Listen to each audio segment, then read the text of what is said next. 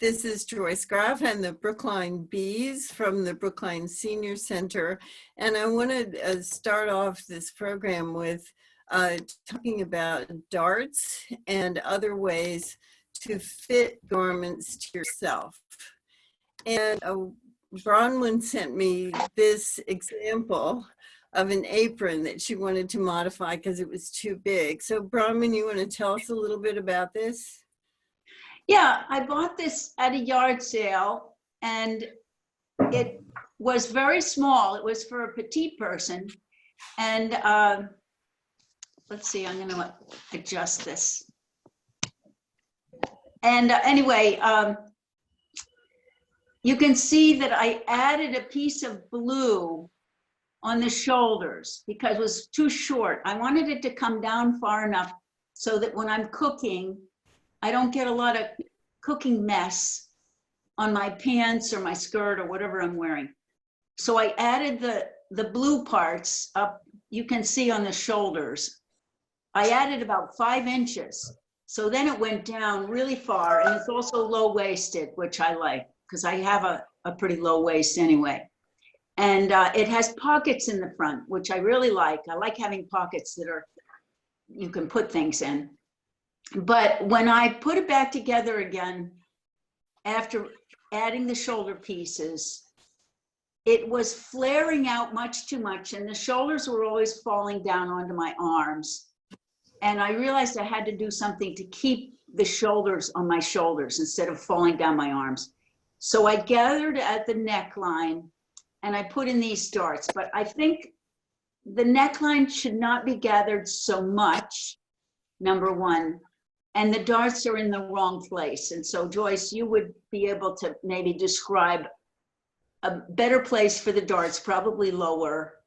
And so I wondered also about darts for the neckline, but I think gathering at the neckline is okay. But what do you think? Yeah, well, I brought my friend here with me. Hi. So it's good to have a form like that. Yeah. Is that to your own size?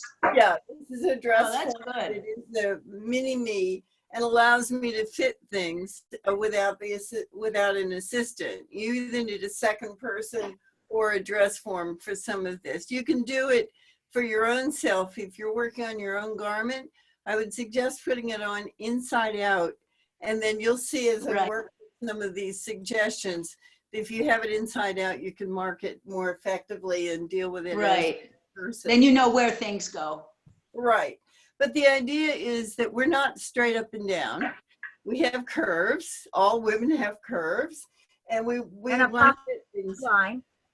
What? A bus line. A bus line. A bus line is correct. So yes, there are parts of it that are flat.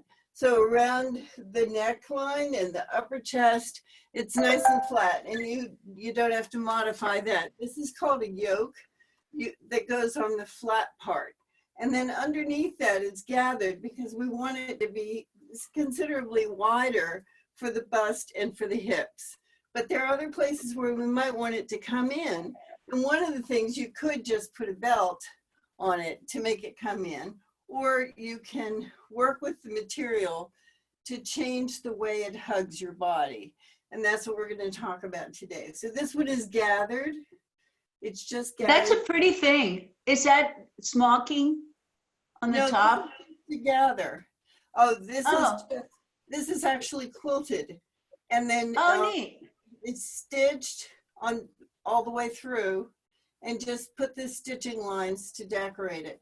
That's just that's neat. I thought it was what is it called? I thought it was that other stuff. Smocking is another. And one of the nice things about stocking is that it has some elasticity. So if you smock it, then it'll swell. And that's why they like it for children's clothes, because then it'll gather it, but it has some elasticity, so it'll grow with the child. And also they move around so much. Correct. Kids are always jumping around. This is another kind of yoke. This yoke comes down here to the top of the bust. And then it's actually just folds here. So it's pleated pleated here to gather in the fullness and allows it to be considerably wider for the bust and the hip. So this is your muumuu. You were talking about a muumuu. Right. A dress that just falls to the floor and it's nice and comfy. And it's just for lying about the house or something like that, so that you don't have to fit this completely, but you can see that they wanted it to fit nicely around the neckline and then get bigger. So what I did was I created this kind of almost like a poncho out of an old sheet so that we could play with it this morning.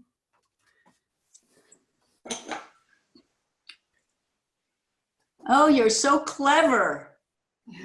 Great idea. So this way I can draw on it actually.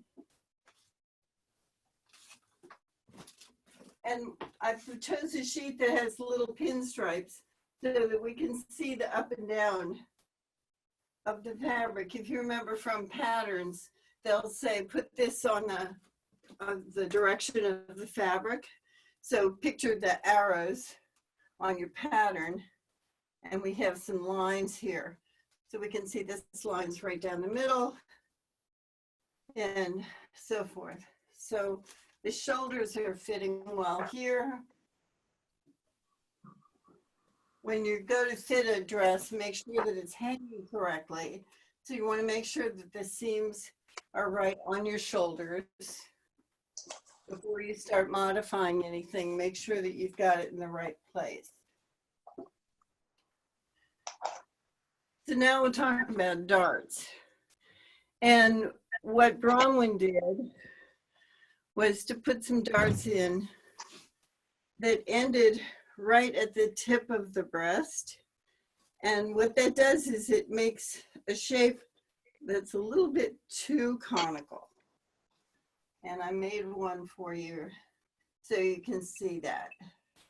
If the dart ends right at the tip of the breast, then you get this effect that's almost like a cone. You remember some of the Wonder Woman had a hair that was like too pointed, and that's sort of what we got here. Yeah, it wasn't really what I wanted for an apron. So, but if we put the dart a little bit lower, it has a softer look to it.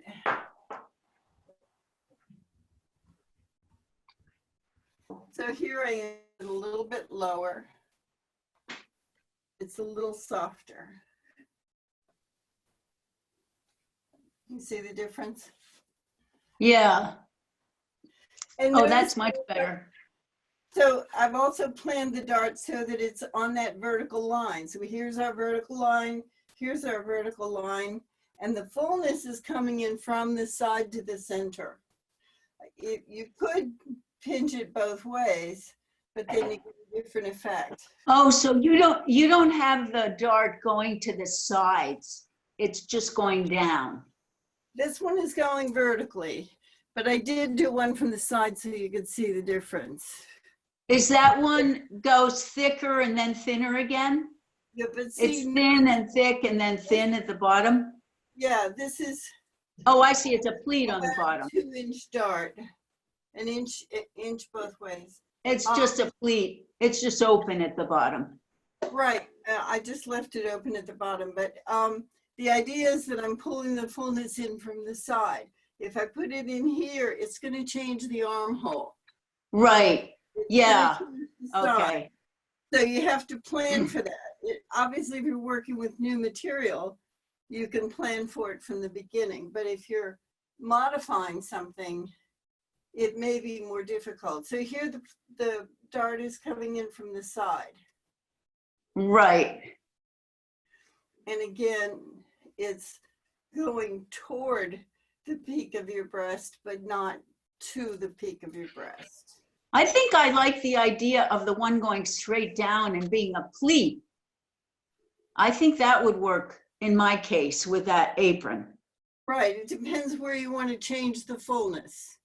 So the right. idea is change the fullness this way or this way. Well, basically, I was trying to prevent the thing from falling off onto my shoulders. Right. And part of that might be here, and part of it I might be, think from the shoulders, not the breast. The Maybe shoulders. I had too much material on the shoulders and I should take an inch off. But I like it being low-waisted. So it's a catch-22. I like the low waist. It's easier for me to tie on both sides.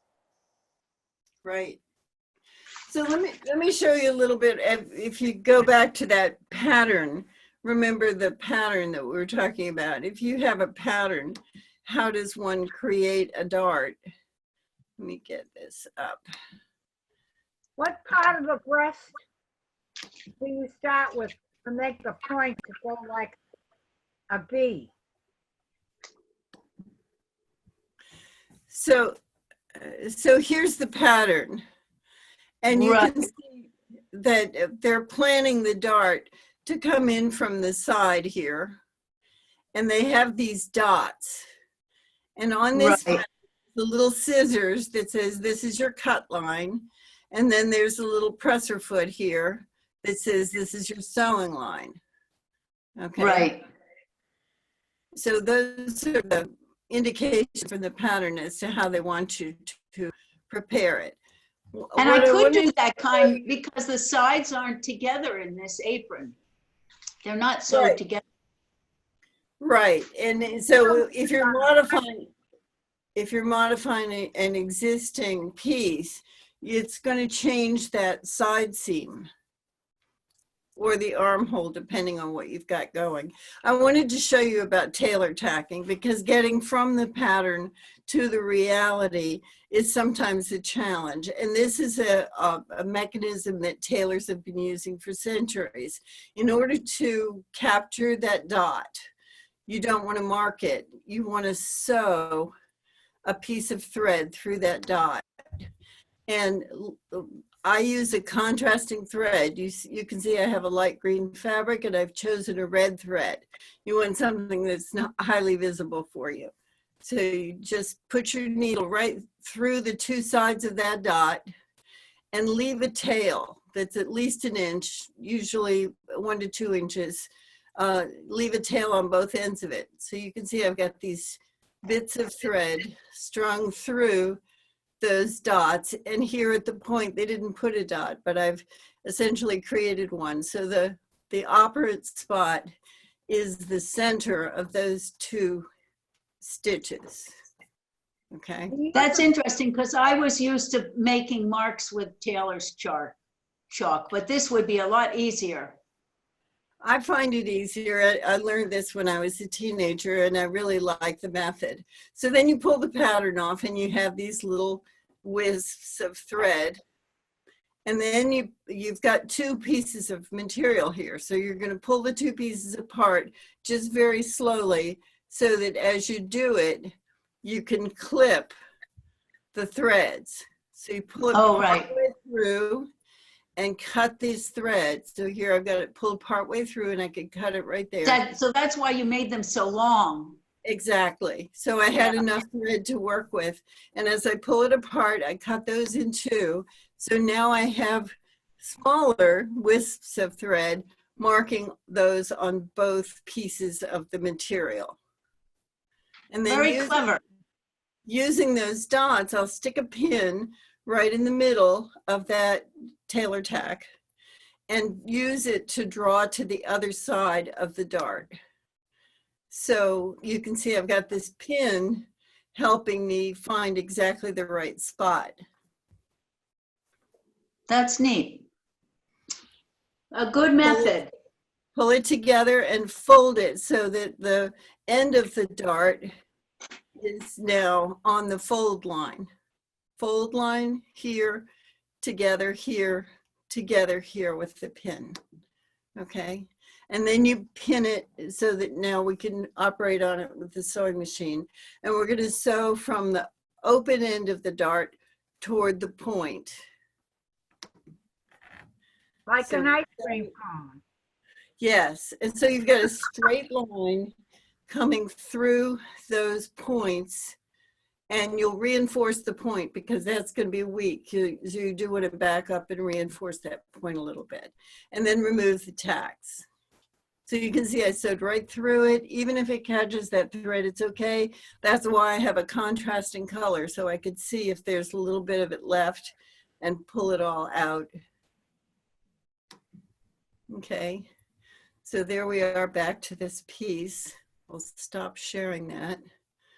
So I could just make the dart lower, or I could do the vertical dart. But since I want the sides not to slip off, the right and left, maybe I should do the sideways dart instead.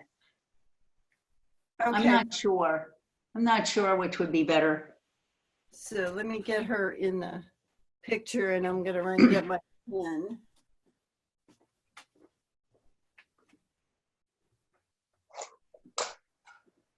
I could try both, you know, just use a really big sewing machine stitch and try both and see which works better.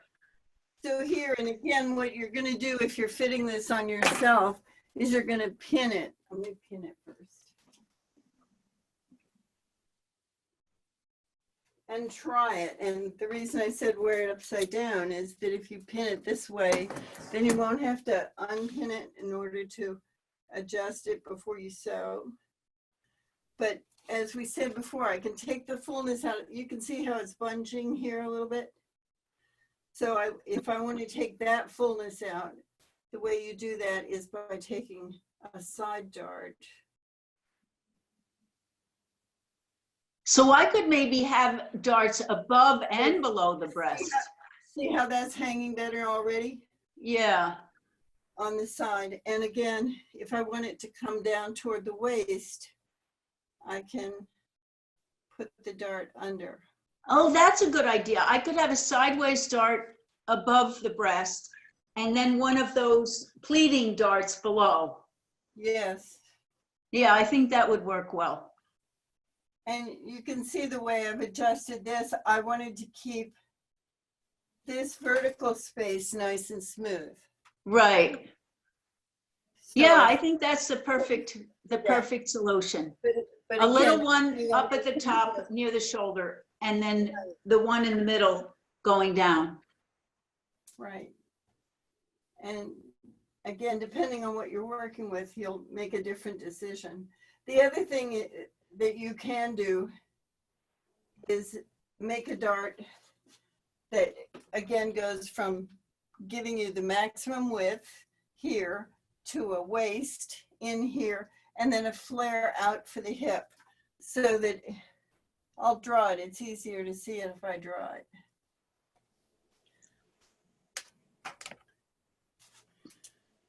So if I start here and make the dart come out like that. And then go in again. And then go in again. Yeah, so it would be very fitted. This is your waist. We're pulling it together and we want the width for the hip and the width for the bust. What I'll do is I'll try this, and when hopefully we're going to be getting back together in person someday, I can bring it in and show you, and I'll do it with a really big sewing machine stitch. So if it doesn't look good, I can just rip it out. That's right. Like a basting stitch. Right, a basting stitch, a really big stitch. And just do some experimentation. Because I like the idea of it going in and out again. So it's not tugging at my hips. And then below the waist, it can flare out. So you can have room around your hips. Right. Yeah, because I like that it's low-waisted. Yeah. That's why I added the things on the shoulders, because I wanted it to be, because if I was tying it like this way up here at my waist, it'd be really hard to tie. No good. When you're tying it down on your hip, it's easier. And I like that it covers you around your backside too, in case you bump up against something that's messy in the kitchen. You don't get it on your clothes. You're covered in the front and the back. You have enough room, so because you're moving around when you're cooking, right? You Yeah. don't have it stuck Right. to your hips. It's got a little flare to it. Right. Yeah, and the only place that you're not covered is a little bit on the sides, but you're not usually bumping up against things with your side. Right. Only with your back and your front. I I really like to cook, so I don't like for my clothes to get destroyed when I'm cooking. I was gonna try a second camera, but it occurs to me I can just turn her around and maybe show this to you better. This is the back, and you can see how I've got wrinkles here because there's too much fullness here in the back. And one of the things I could do is take that up at the shoulder seam. If you remember from your pattern, there's usually a slope in the back. Right. And I can essentially just take some out of the back at the shoulder seam. And the front was fitting fine, so I don't want to shorten that. But if I take some out of the back panel of fabric, see how much better that's lying down already? Yeah, that looks good. Okay. Joyce, have you made clothes with where you make your own pattern? I have. It's harder. I usually start with the pattern and modify it. Uh-huh. Yeah, if you start with a pattern and modify it, then you really have custom made clothes. Right.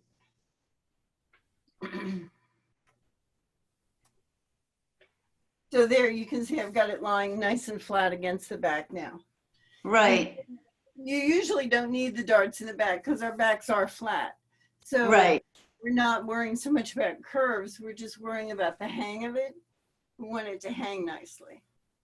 Right. Okay. Thank you, dear, for turning around so easily. I didn't realize you could do that. Okay. Well, Did you have that made like for your own torso? Or well, did what you just buy one that's sort of medium size or something? right, you buy the whatever size form and then you have adjustments. So there's a key that allows you to change the sizing. See how That's neat. those So that would pieces- make it a lot easier to make your own clothes and to adjust patterns and whatever. right, since I'm usually doing it by myself, this was a lot easier. But not everybody wants a dress form, and I usually put it away when I'm not using it. But she was Yeah, it's waiting kind for of big to keep somewhere. Yeah. So Unless is you that- have a nice big closet you could stick it in. Excuse me, Joyce, do you measure your body, your bust and everything first? And Yes. then tell them what size to order for your form? That's right. So you get the right size and then you make the adjustments as needed because we all have slightly different proportions and you can modify it so that it works well for you. Yeah. So That's neat. any other questions that you all have about how to do this kind of thing? Any other particular challenges that?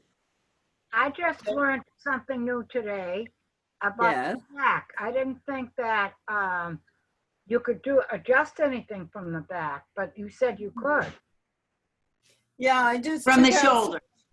extra fullness. See here, the shoulder seam is exactly in the right place, but in the back there was just a little too much. So I've just taken out some of the fullness from the back piece only, and I would just redo that seam, take it apart and adjust it. It fits better too. And Yeah, it does. my shoulders are very bony. So if I left the pattern the way it was, it wouldn't fit right. So with this, it form fits and it goes over the bones. So I don't look so bony. Right. And some of us have one shoulder a little higher than the other one. That's right. And so, and that's normal. But if you put your garment on and check the fit, then you'll see where the differences are between the weight. You know, they used to talk about Norma, the normal American girl. But you and Norma are not the same size. And so what they make for the store is what they think Norma should look like at this size. And you may need to make some adjustments to make it hang perfectly. My shoulders are better since I had my shoulder surgery. Because Oh, I good. used to be sort of like this. Ah, And now because of all my physical therapy, they're pretty much the same. good. But it was because of my shoulder surgery and the exercise I did afterward. Joyce, what do you say me? Joyce, how do they size the European sizes differently from the American sizes? I notice that on certain sweaters and things that I buy. European size is a different size and American size is different size. It's just the numbering system is different. That's all. But does it mean the same thing? Yeah, I mean, women are women all over the world, but some of us are different sizes. And so we have to have multiple sizes. We call them by certain numbers. And in Europe, they use different numbering system. But the numbers have changed in America. I mean, when I was a teenager, you know, I was a particular number size. Now for that, like I used to be a 14. Now that 14 size in old speak is more like a 7 now. Really? They changed the numbering system so that now it goes down to 0. I have a niece who's a 0, which I always think is pretty weird. Anyway. Yeah, I have a niece, she's like a 2 or a 4. Right. So they did change the American numbering system to be more complimentary. Women wanted to wear different sizes. Okay, we'll change the scale.